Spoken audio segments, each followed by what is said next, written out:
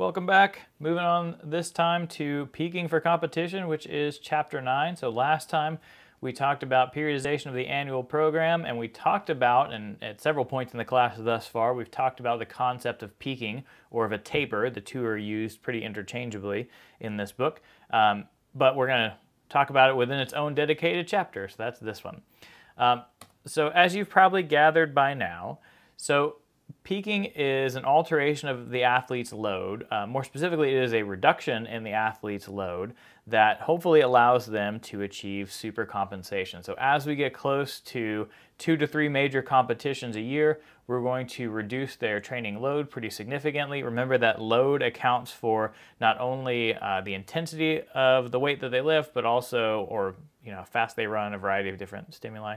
Not only accounts for intensity, but also volume and frequency, and then any of the tactical or technical stuff that they do. So we are going to progressively decrease their load as we get closer to the competition over a 1 to 2 week period. And by decreasing the load, hopefully we will remove fatigue from them and allow them to supercompensate to perform at a level higher than they would have been able to achieve previously. So that reduction in training load then is called a taper. And I have a cross-country runner on there because typically, if you're anything like me, you associate this with endurance athletes, but some strength athletes do it as well, and potentially you could do it with team sport athletes as well. But with team sport athletes, again, you can only do this 2 to 3 times per year, so you would typically do it leading up to the 2 to 3 biggest competitions. So things like maybe a rivalry game, conference championship, and then national championship, something to that effect. So there's some terminology here at the beginning of the chapter that moves around a little bit. So the authors talk about athletic shape, and they discuss if an individual says, well, I'm in good shape or I'm in bad shape, right? And so the idea of athletic shape is that it's this combination of physical readiness, the way that they refer to it initially is, readiness work. See, this is where the terms move around some.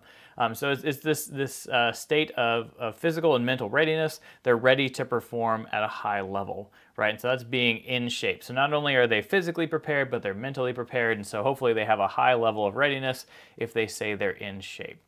And so peaking is their absolute best performance that they can achieve. And so that is going to be the highlight or the high point, if you will, of athletic shape. So you can reach that peak of readiness or that peak performance. Again, you can only maintain that for about a 7 to 14 day period. So it's a relatively short window at which we can achieve our peak performance. But when the athlete hits that point, you can see there that they have maximized their physical and psychological efficiencies or components of performance, if you will. So they're in peak physical condition, but also psychologically they're ready for the performance, ready for the competition. They're not fatigued. They have some good psychological strategies to deal with the stress of competition. They've done some visualization exercises. They are able to, if you're thinking about somebody like a softball pitcher, she's able to, calm herself down and not think about the fact that everybody's looking at her, right? She's able to tune that out and still maintain a pretty high level of arousal, but also a pretty high level of focus, right? So peaking then is that combination of physical and psychological efficiencies, maximizing both. We've also gotten their technique as good as it's going to be. So sticking with the softball pitcher example, she can throw the pitches that she wants, she can locate them, she's got the velocity that she wants, all of that stuff. And then tactical preparation would be that she knows, again, because we're only going to peak a few times, she knows for this conference championship game the characteristics of the batters that she's facing, where they can hit, where they can't, and then, so that's the tactical preparation part, and then because her high level of technical preparation, she's able to actually hit targets outside of the zone or in parts of the zone where those opposing batters can't make contact. So that would be optimal levels for both of those, and then again, the absence of fatigue because we've reduced the load coming into the competition. So, like I said, there's a couple terms that move around a little bit here in the beginning of the chapter. There is preparedness and readiness. So one of the ways that I think about it in terms of how they described it is that preparedness begets or produces readiness. And readiness is an extension of their degree of training.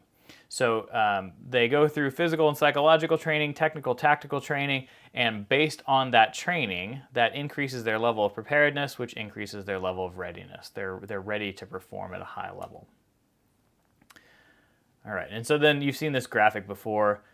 So volume is going to decrease as we come into the taper, intensity is going to increase, and then decrease a little bit as we go into the taper, and then hopefully performance will supercompensate, and they'll be able to perform better than they could prior to that training cycle.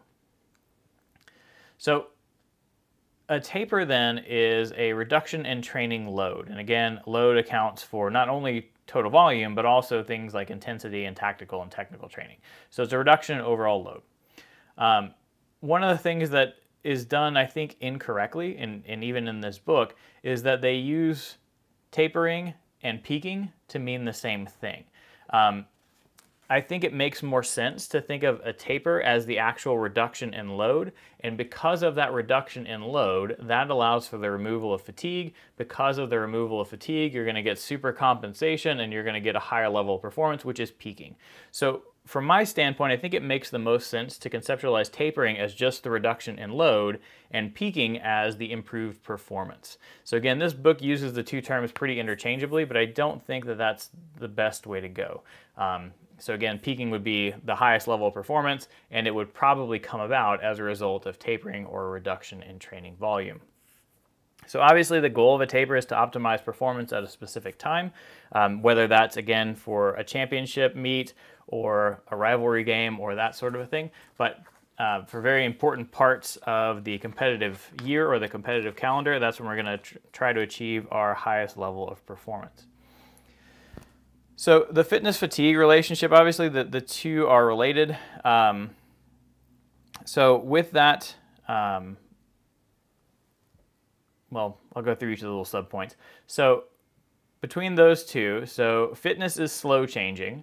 So fitness, in order to increase your aerobic capacity, in order to increase your muscular strength, red blood cell volume, all that kind of stuff, that takes several weeks to months to do. And so that's a pretty slow changing characteristic, as opposed to fatigue is pretty fast changing. So we can put an athlete through a really strenuous workout and they'll be fatigued at the end of that, right? Both physically and mentally. So that's something that can change really, really quick. The good thing is, by removal of really high training loads, hopefully fatigue can also be reduced pretty quick. So not only can we accumulate it quickly, but hopefully we can reduce it fairly quickly as well. So in terms of the relationship between the two, if we do a high workload to increase fitness, well then that's also going to increase fatigue, and that's going to result in a reduction of readiness. So if we have an athlete go and do, 10 sets of squats, they're going to be sore, they're going to be stiff, and you're going to see a reduction in voluntary muscle contraction, reduction in power, force, all that stuff. And so with that, because of that high workload, they're going to have low readiness. They're not able to, contract the muscle very strongly. They're not able to jump very high, and then they're sore, and that pain is going to also limit performance. Based on the volume of training, that'll dictate the length of the taper.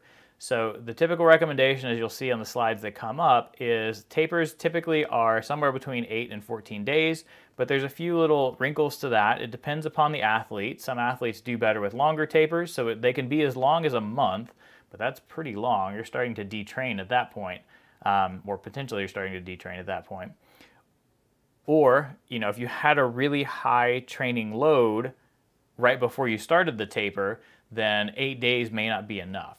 So the length of the taper is dependent upon the characteristics of the athlete. Some athletes recover really quickly from high loads, some don't. But it's also, again, dependent on the volume of the training load coming into the taper. If the load was really, really high, especially for a long time, so we talked about some of those like flat loading models where you'd have like 3 microcycles of high intensity, high volume.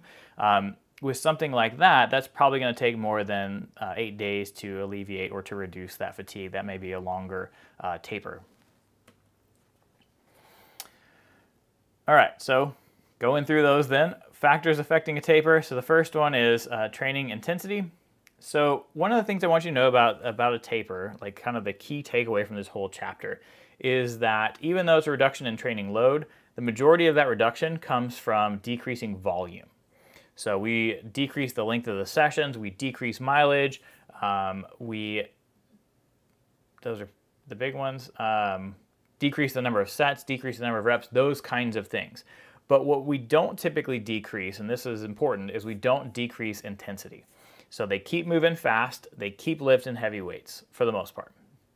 And so actually there's some evidence that if you increase the intensity slightly, so we're talking about 5 to 10%, that may actually have a more beneficial effect in terms of promoting more supercompensation at the end of the taper, so at the end of those 14 days. But in general, the intensity of the load, let's go with that. The intensity of the load is decreased somewhere between 5 and 10% over those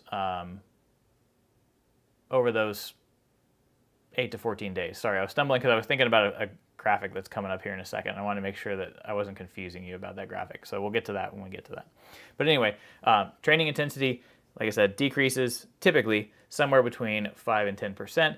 But that's the key thing we have to maintain, because as long as we can keep them lifting heavy, running fast, moving fast, then we can hang on to the gains that they've made. We just don't do as many repetitions and don't do as many miles. In terms of training volume, there we go. So that's the primary way that load is reduced. So as mentioned, you can reduce the session length. So maybe we don't stick around for an hour and a half. Now we're only going to do an hour, working our way down to 45 minutes, then 30 minutes. Or we can reduce the frequency, so we can do fewer sessions.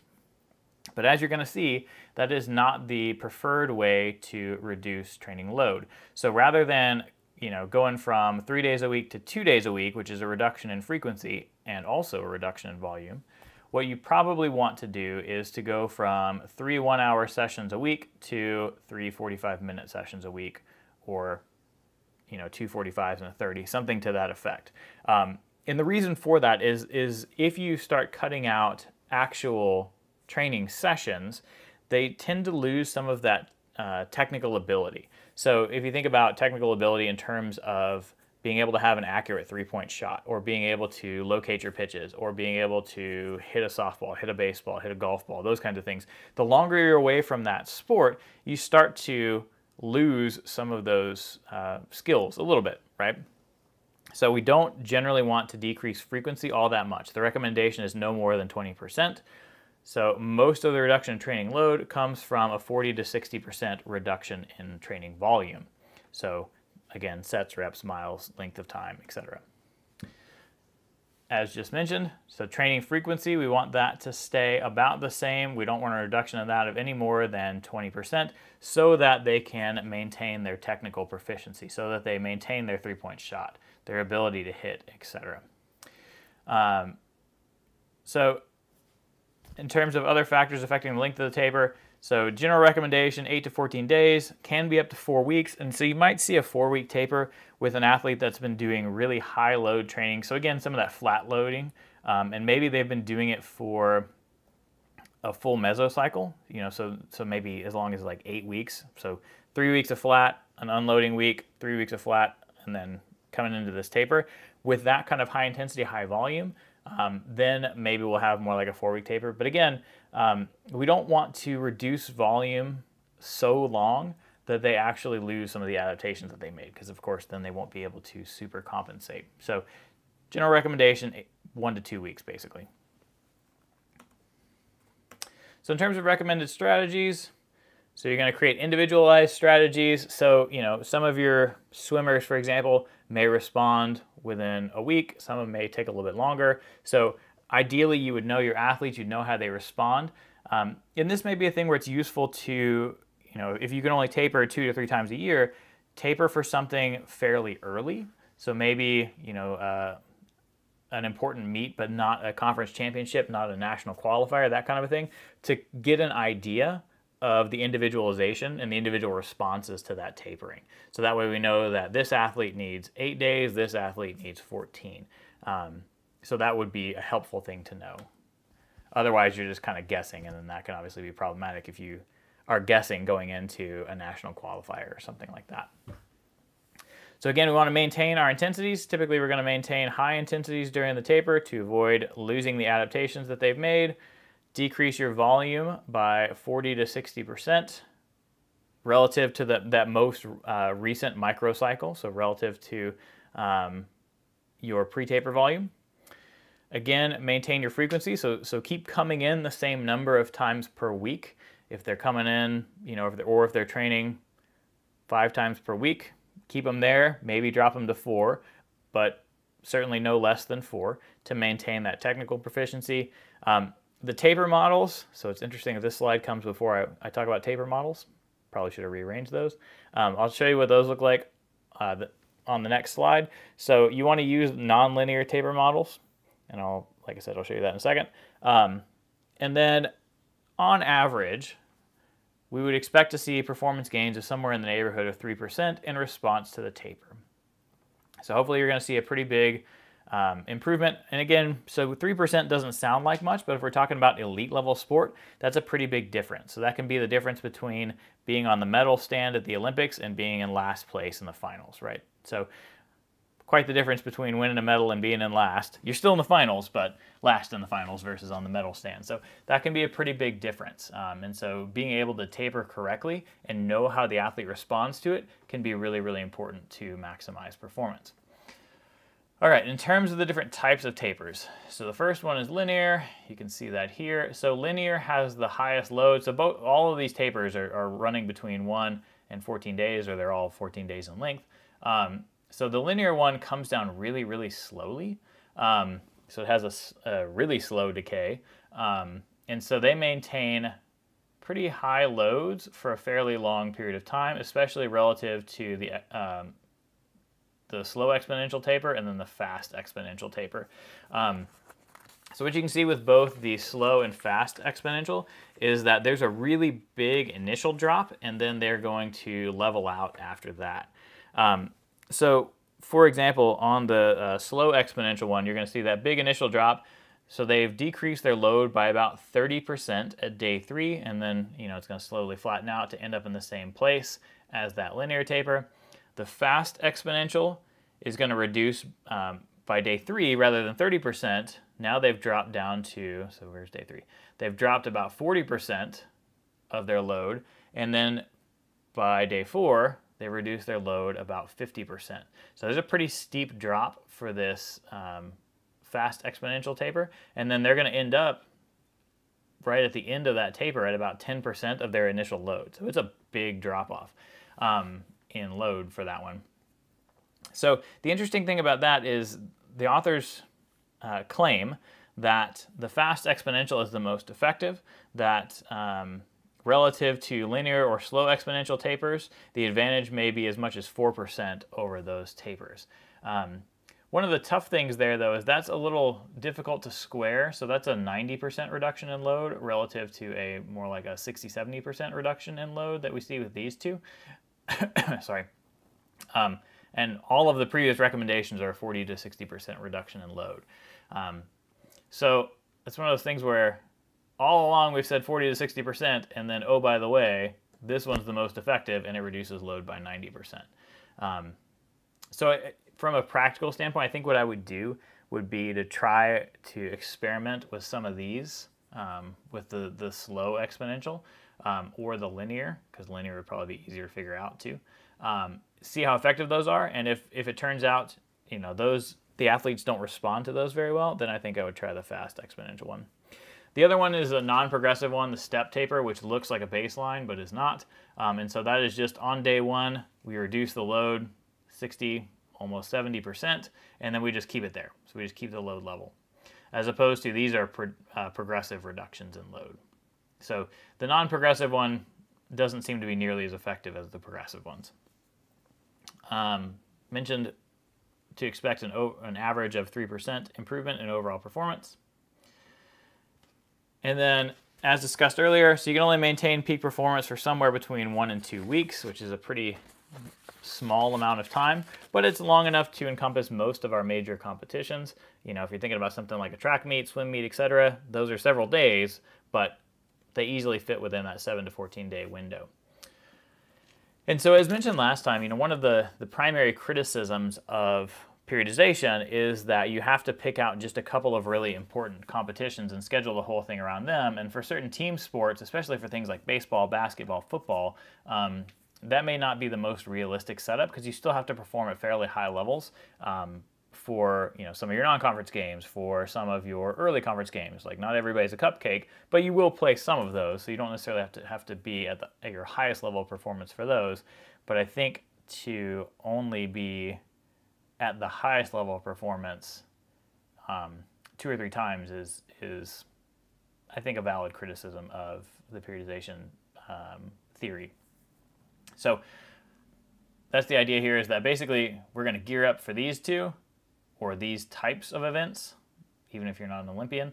And then everything else is a preparatory or exhibition kind of thing that's going to let us know about where the athlete stands. It'll give us information about their physical preparation, about their tactical and technical skills, and then we use that to try to adjust the program so that we can perform really well at championships. So as mentioned previously, we're going to start our annual plan by looking at the major competitions and kind of work backwards or work out from them to set up our different phases, so our pre-competitive, our competitive phase, etc. So common mistakes that coaches tend to make: competing at every available competition. So if you're competing every single week or every single time it's possible, that 1, hampers recovery, but 2, doesn't allow you to as much time to work on some of the tactical issues or some of the technical issues between competitions, and doesn't allow for training between the competitions. So that can be problematic. So as an example, with Texas high school powerlifting, one of the things that works kind of like a normal, works like a track meet really, where there are possible meets every single week. And so you'll have as many as like 6 to 8 weeks of meets, and then like a regional qualifier, and then a state meet.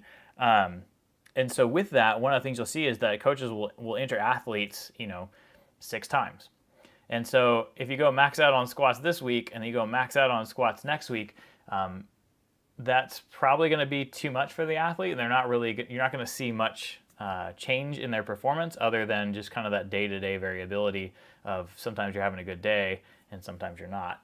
And then the other thing on there, so coaches sometimes will hear that, okay, we want to peak, we want to reduce volume, reduce load coming into the competition. And so if we do that for multiple competitions, if we do that too often, that'll reduce the load too far, and so it'll actually result in detraining. So again, we only want to have a big taper for 2 to 3 competitions per year. And so here they've got different competitive setups. So I don't remember what this one's supposed to be, but you got a couple competitions here, but really you're trying to gear up for this qualifier to get you to nationals, to get you then to the world championships for this. So this is a pretty short season though. This is something more like football, where you're going to have a bunch of games here. That'll be your conference championship, and then that'll be the national championship, or something to that effect is what they were going for here. But in terms of peaking only 2 or 3 times, so I guess what you could do is say, okay, well, hopefully we have like a rivalry game in here, and so you could taper going into that for like a week, get through these, hopefully you perform well enough to get to the conference championship, taper into that, and then you don't really even have time to taper into this one. So you can see that there are some practical issues that you'd have to think through, particularly for team sports when you're designing an annual plan. In terms of competition frequency, so this one, as I was going through, it was a little bit funny in that the authors are talking a lot in ideals. So they don't say ideally whatever, but I'm saying that because I think some of their recommendations are fairly unrealistic. So for example, for kids that are like 10 to 12, I think they only have like 10 competitions annually.